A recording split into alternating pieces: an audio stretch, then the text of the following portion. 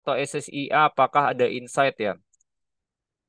Jadi ini ya mungkin ya, saya sih sebenarnya kayak kayak coba comparing kayak private industrial sama kayak eh, government punya industrial gitu ya. Jadi kenapa mungkin saya nggak terlalu heavy buat yang industrial play? Karena sebenarnya kalau dari sisi government ini kan sebenarnya lahannya kan lumayan banyak gitu ya. Kayak contohnya mereka punya Batang, itu kan ada government own juga ya. Teman-teman lihat ada yang di Bandung itu ada namanya Rebana, mereka punya juga.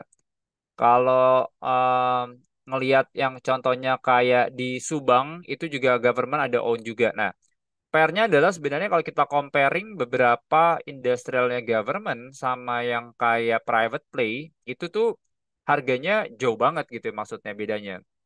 Jadi kayak contohnya misalnya kalau misalnya kayak per square meternya kita di Delta Mas gitu ya, eh atau misalnya kayak di BES itu harganya tuh bisa sekitar kayak 2 juta per 1 meternya. Cuman kalau kita ngelihat atau bandingin kayak beberapa yang kayak contohnya Rebana yang di Bandung tuh di Jawa Barat, harga itu cuma sekitar 800 ribuan gitu ya.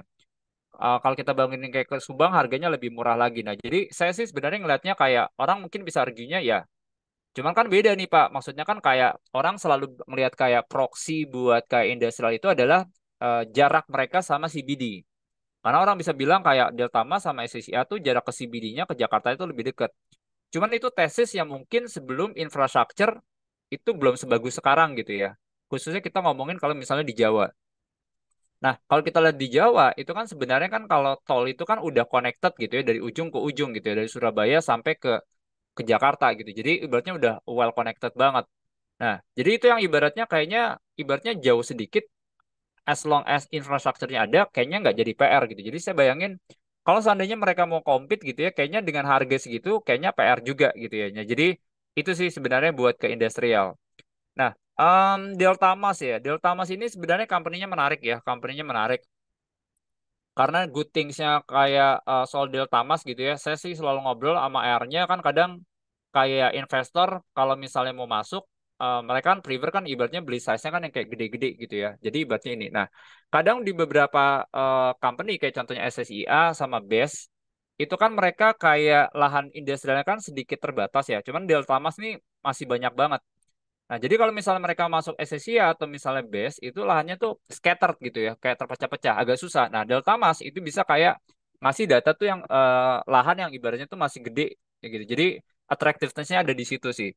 Dan bagusnya juga Delta Mas tuh kalau teman-teman ngeliatin tuh kayak setiap tahun ya eh, kejual gitu. Ibaratnya target industrial sales-nya mereka tuh kayak selalu tercapai karena somehow tuh mereka bisa ada punya positioning, mereka kayak ketemu anchor anchor buyer lah ya, mereka ketemu anchor buyer yang ibaratnya tuh kayak translasinya sales mereka tuh bisa achieve gitu, jadi sebenarnya bagus.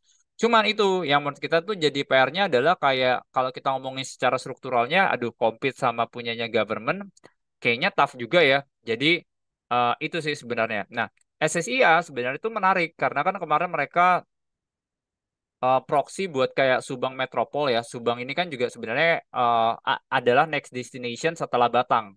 Karena kan Batang kan juga udah lumayan padat ya. Orang udah ngelihat itu Subang nih harusnya bisa jadi di nextnya Batang lah.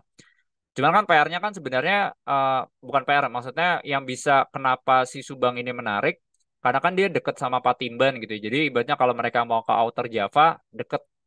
Nah, cuman tol ke sananya itu yang ibaratnya tuh lagi ongoing sebenarnya. Nah, itu yang ibaratnya tuh jadi sedikit concernnya. Cuman Asia tuh udah naik banyak banget ya, Pak Teguh ya. Jadi saya lihat sih sebenarnya belum yang terlalu wow banget.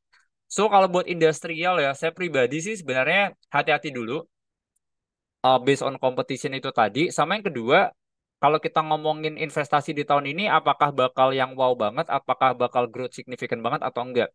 Kalau saya sih sebenarnya selalu ingat ya bahwa kalau misalnya political years itu tuh transisi, itu investor tuh lebih banyak wait and see-nya dulu gitu. Jadi biasanya kayak tahun politik kayak 2014, 2019, setelah nanti ibaratnya kayak presiden terpilih pun, itu investor tuh bakal kayak wait and see dulu gitu ya. Apakah kayak Indonesia eh, buat jadi direct investment ini menarik atau enggak gitu ya? Apakah pemerintah bakal kasih insentif atau enggak? Jadi itu sih Pak. Jadi ini kita nggak ngelihat kayak ngelihat 1 tahun ini ketika nanti presiden baru terpilih bulan September, itu mereka akan lebih wait and see dulu sih ya, Pak Teguh ya. Jadi itu sih Pak, sedikit gambaran ya.